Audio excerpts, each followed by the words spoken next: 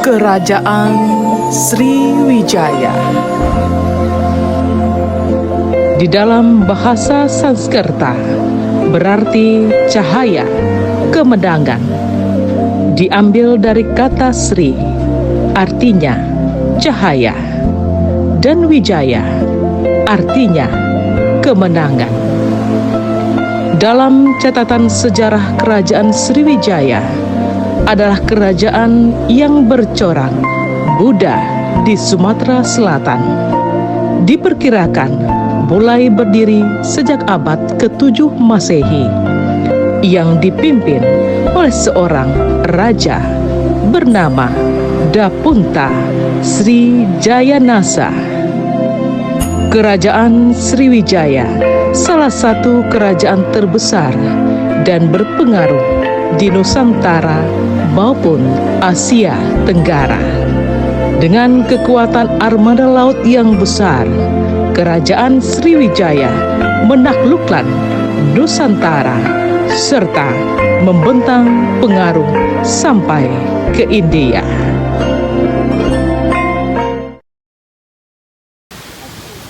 Wahai para saudagar sekalian, marilah kita membangun kekuasaan di daerah ini. Jika Baginda Raja bersedia, tentang apa yang kami dapatkan? Mendirikan sebuah kerajaan atas nama Kerajaan Sriwijaya. Sebagai dari awal perjanjian, kami akan melakukan perdagangan selama 6 bulan. Jika kami tidak berhasil melakukannya, kami akan segera pergi dari wilayah ini. Itu tidak akan terjadi. Kalau begitu, kami bersedia. Selain para pedagang, ada juga seorang biksu yang datang. Dia bernama Aising. Di situ tempat penduduk berkumpul dan mulai diajarkan agama Buddha oleh Aising. Aising tinggal selama 6 bulan. Ia menyebarkan agama Buddha sampai ke kerajaan. Semenjak itu, Sriwijaya menganut agama Buddha.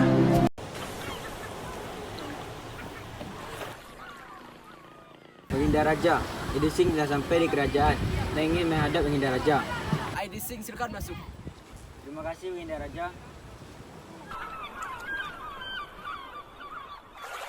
Baginda Raja, saya bernama Idising berasal dari Tiongkok. Saya ingin mengajarkan ilmu Buddha di wilayah ini. Mengapa kamu ingin mengajari agama Buddha di wilayah ini? Saya ingin mengajak berbuat kebajikan dan mendekatkan diri kepada Tuhan. Ingin kamu ajarkan tentang agama Buddha? Dalam agama Buddha mengajarkan untuk melepaskan nafsu dan penderitaan dalam diri manusia untuk mencapai nirvana. Nah, saya izinkan. Terima kasih Baginda.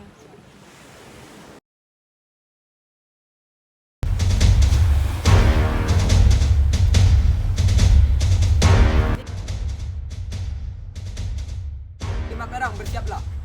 Bersiap untuk apa Baginda? Kita akan melakukan ekspedisi ke wilayah Bumi Jawa. Untuk apa penyerangan ini Baginda Raja? Sebutlah kekuasaan yang berada di wilayah Tulung Bawang, serta Tanah Jawa, Kerajaan Jambi, dan Kerajaan Kalingga. Baik Baginda Raja. Baik, Baginda Raja, kami akan mengumpulkan prajurit dan menyusun strategi perang.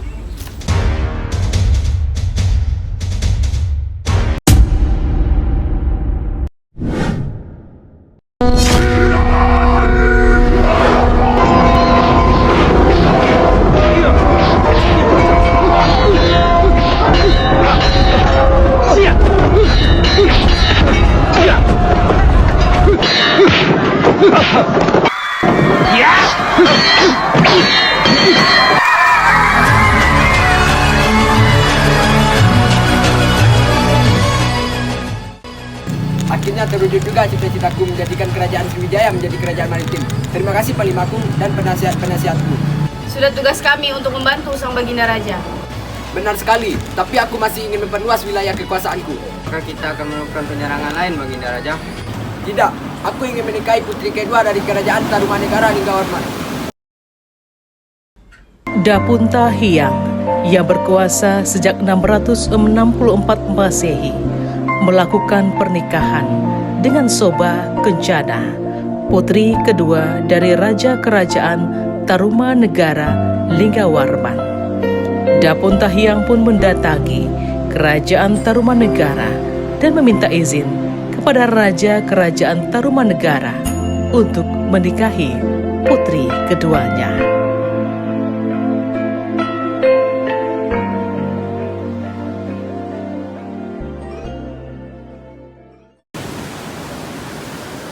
ingin meminang putri keduamu, Raja Linggawarman. Wahai Dapun Tahiang, atas dasar apa kau ingin menikahi Soba Kancana? Sukai sosok wanita sepertinya. Dia penyayang dan baik hati. Dan saya berjanji akan memberikan keturunan kepadanya. Akan mengizinkanmu jikalau putriku bersedia. Bagaimana putriku, apakah kau bersedia menerima pinangan dari Raja Sriwijaya ini? Iya ayahku, aku menerimanya. Aku rasa dia lelaki yang bertanggung jawab. Baiklah kalau itu keputusanmu, pernikahan akan dilaksanakan secepatnya. Iya ya. Soba Kencana putri kedua Raja Linggawarman dan Dapunta Hyang Raja Sriwijaya pun menikah. Perkawinan ini menghasilkan seorang putra yang menjadi Raja Sriwijaya berikutnya, yaitu Dara Nindra.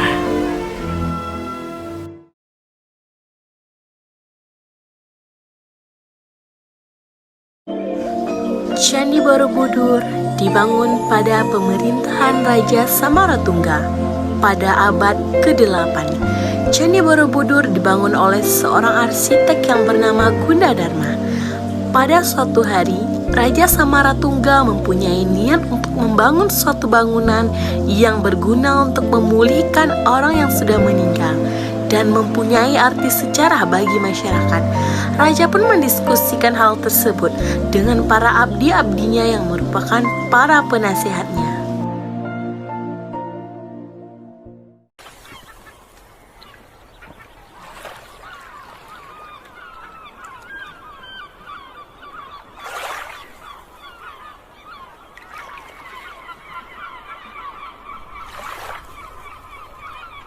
Bagaimana ini menurutmu, Wangsa?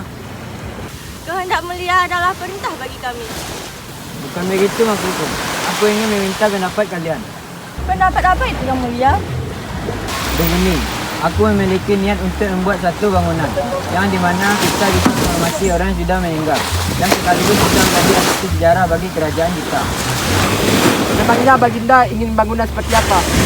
Di mana Baginda ingin membangun candi tersebut? Sejujurnya saya juga masih memikirkan tentang hal ini. Apakah kalian punya pendapat? Saya punya pendapat, Baginda. Bagaimana candi tersebut dibangun di atas bukit? Saya mendapat Baginda agar candi itu terlihat gagah dan megah.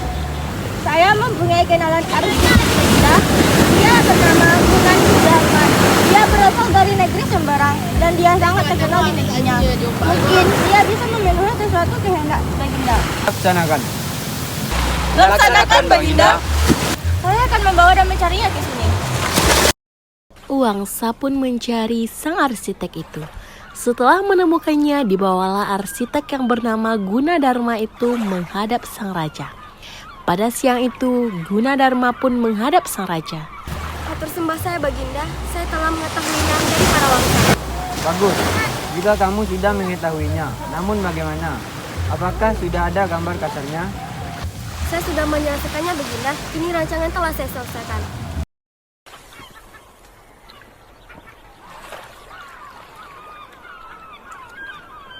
Rancanganmu sudah bagus. Namun aku meminta tolong bahwa kamu sudah menambahkan relief di setiap pedatangan. Relief yang mencoba menjelaskan tentang agama Buddha dan menggambarkan tentang masyarakat. Baik Baginda, saya akan menyelesaikannya dengan sebaik mungkin. Candi Borobudur pun dibangun. Dengan beberapa tahapan pembangunan, candi memakan waktu hampir setengah abad lamanya. Sehingga pembangunan baru dapat diselesaikan pada masa pemerintahan Putri Raja Samaratungga, yaitu Ratu Pramawardhani yang memerintah.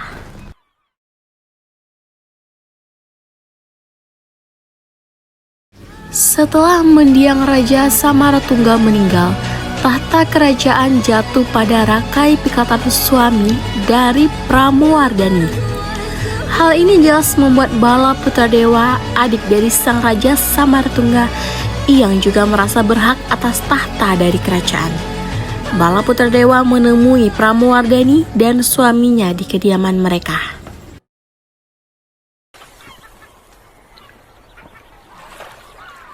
Ada apa kiranya paman mengunjungi kami ke sini? Dengar daripada tertua, kamu ingin menggantikan raja. Menurutku itu hal yang tidak tepat. Kenapa Paman bisa berpikir seperti itu? Aku adalah adik dari mendiang raja, jadi aku berhak menerima kerajaan ini. Jangan lupakan hal ini, Paman. Aku adalah anak dari sang raja, dan aku juga memiliki hak atas tahta ini. Lagi pula, dia adalah suamiku, dan menurutku tidak ada yang salah dari keputusan para tetua. Jika itu adalah keputusanmu, aku akan meninggalkan tanah Jawa dan aku akan kembali ke kediaman ibuku di Sumatera. Silahkan. Sesuai dengan ketetapan, maka diangkatlah rangkai pingkan suami dari Pramuardani menjadi raja. Bala Putra Dewa pun akhirnya meninggalkan tanah Jawa menuju Sumatera ke tanah kelahiran ibunya. Bala Putra Dewa ditunjuk sebagai Raja Sriwijaya karena Pulau Sumatera telah menjadi daerah kekuasaan Sri Maharaja Wisnu.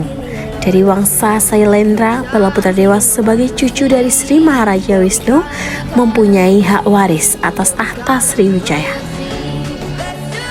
Bala Putra Dewa pun menjadi raja dengan gelar Sri Maharaja Bala Putra Dewa.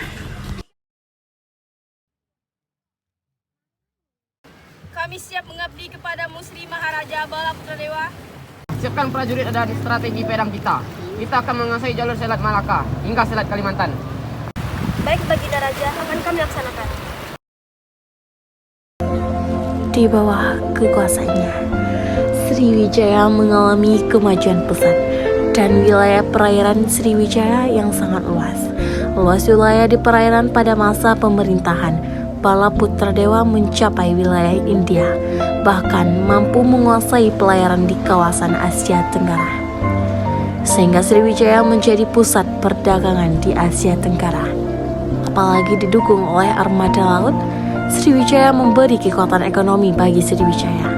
Kekuatan ekonomi Sriwijaya kemudian dikembangkan oleh Bala Putra Dewa sehingga menguasai wilayah Jajahan. Kemudian dijadikan pusat perdagangan serta membangun perdagangan internasional dengan pelayanan Cina dan India. Di masa kepemimpinan Sri Maharaja, Bala Putra Dewa Sriwijaya dikenal sebagai kerajaan maritim, pusat pendidikan agama Buddha, dan pusat perdagangan. Di masa kepemimpinan Raja Sang Ramawijaya Tunggawarman, kerajaan Sriwijaya mengalami kemunduran. Karena beberapa faktor, banyak pedagang internasional meninggalkan Sriwijaya karena tidak lagi dekat dengan pantai. Akibat dari pengendapan Sungai Musi, Sriwijaya kesulitan mengontrol daerah kekuasaan karena semakin lemahnya perekonomian. Banyak wilayah yang melepaskan diri dari pengaruh kerajaan Sriwijaya. Hal ini pun juga dibarengi dengan serangan kerajaan Chola Mandala dari India yang dipimpin oleh Rajendra Chola I.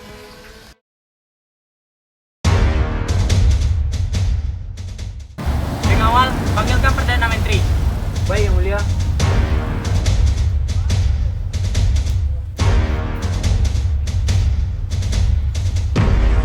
Perdana Menteri, siapkan pasukan kita untuk menyerang kerajaan Sriwijaya. Apakah kamu yakin, Kakanda? Tentu saja, Ratuku. Aku ingin menguasai pandangan kerajaan Sriwijaya. Baiklah, Kakanda, kita akan Kalau begitu, saya izin undur diri Yang Mulia untuk mempersiapkan perang. Pada 1025 Masehi, kerajaan Chola Mandala melancarkan serangan ke kerajaan Sriwijaya. Serangan tersebut menyebabkan Raja Sang Ramawijaya Tunggawarman ditahan oleh pihak Chola Mandala. Lepaskan aku, permaisuriku!